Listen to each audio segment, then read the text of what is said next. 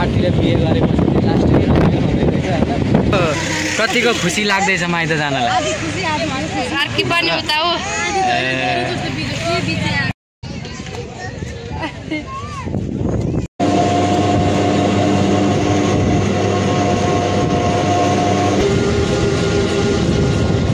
केटाकेटीहरू त मारामार छन् त, राम राम राम राम राम अट्दैन जस्तो छ त। यस्तो खतरा खतरा बाटो छ नि।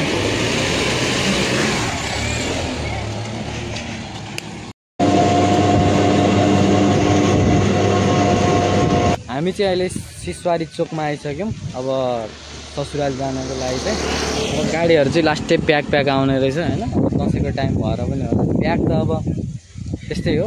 अब यहाँ हाम्रो पुरा बुहारीहरू हिजो लिन गयो अरे त साइसा निस्पने त आएर त मेरो छोरो टक्कसँगले हामी भएर चाहिँ अब जाँदैछौँ भनेर चाहिँ।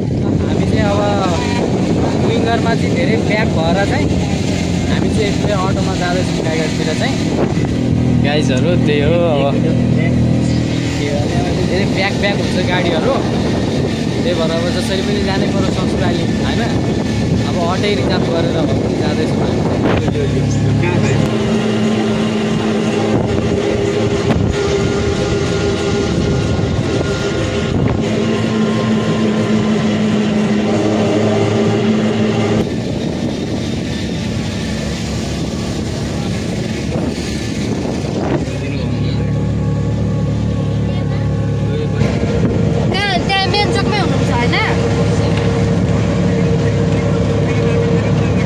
गाईघाट बजार चाहिँ है, गाईघाट पुरा ठाउँमा देखाइरहेको छु गाइजहरू। पिपल चोकमै हुनुहुन्छ? त्यसमा हेर त के भयो, निन्द्रा लाग्यो त तिमीलाई त, सुतिहाल्यो तिमीलाई, निन्द्रा लाग्यो। केटाकेटीहरू त मारामार छन् त, राम राम राम राम राम अट्दैन जस्तो छ त। एकजनाको भागमा एकजना केटाकेटी पर्छ जस्तो छ कि। हामीले चाहिँ यहाँ दिदीहरूसँग भेट गरिसकेछौँ। अब यहाँबाट जानुपर्ने हुन्छ गाईघाटबाट। अहिलेको हाम्रो यात्रा भनेको चाहिँ गाईघाटबाट कटारीसम्मको हो। अहिले त्यसरी झुमेर हिँडिरहेको छौँ हामी। अब अहिले कटारी भएपछि चाहिँ माथितिर हुन्छ होला कि। ससुराली जाँदा चाहिँ यस्तो गाडीमा जानुपर्ने हुन्छ माथितिर। यस्तै छ, अब पार्टीले बिहे गरेपछि लास्टै रमाइलो हुँदै रहेछ होइन। तपाईँहरू चाहिँ नगर्नु होला है।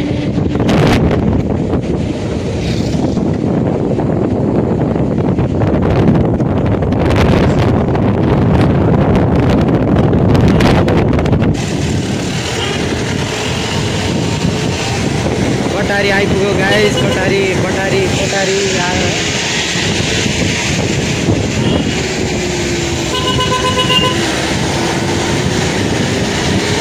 के छ मामालाई जान कतिको रमाइलो भइरहेछ त? मामाला यसलाई त फेरि घमाउरो आएछ क्या, डेन्जर गरे, त्यही भएर एकदम गाह्रो छ।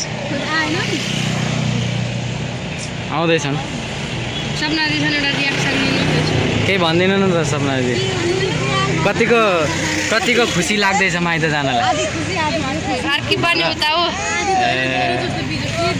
हामी चाहिँ यहाँ के अरे कटारीमा आइसक्यौँ है। कटारी बजार चाहिँ यही हो, बस स्टेसन। साइसा चाहिँ यहाँ सुतिसक्यो क्या यहाँनिर पछाडि। निस्वान मामालाई जाने नजाने तिमी? अब मामालाई जाने नजाने? नजाने? ल एउटा गाडी चाहिँ यहाँ लम्मै ढुकेछ कि यहाँ फेरि के भन्नु, दसैँको बेलामा गाडीघाट। अब हाम्रो यात्रा चाहिँ कटारीबाट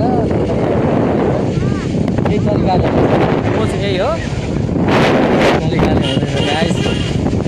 गाह्रो छ ससुराली जानलाई, पाहाडको बाटोमा गाडी भेट्छ। हामी चाहिँ अहिले बेतिनीमा आइसक्यौँ। अब यो चाहिँ बेतिनी हो, टक्क यस्तो छ क्या मौसम त।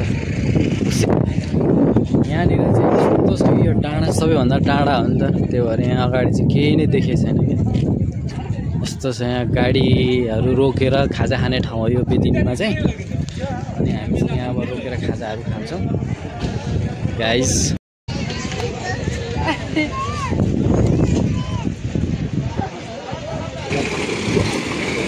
यस्तो खतरा खतरा बाटो छ नि।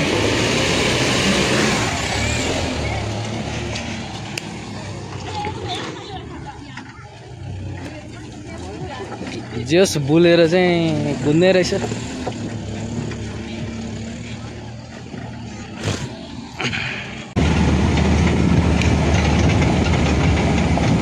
हामी चाहिँ फाइनली आइसक्यो खानागाउँ भन्ने ठाउँमा। ल साइसा उठ उठ उठ उठ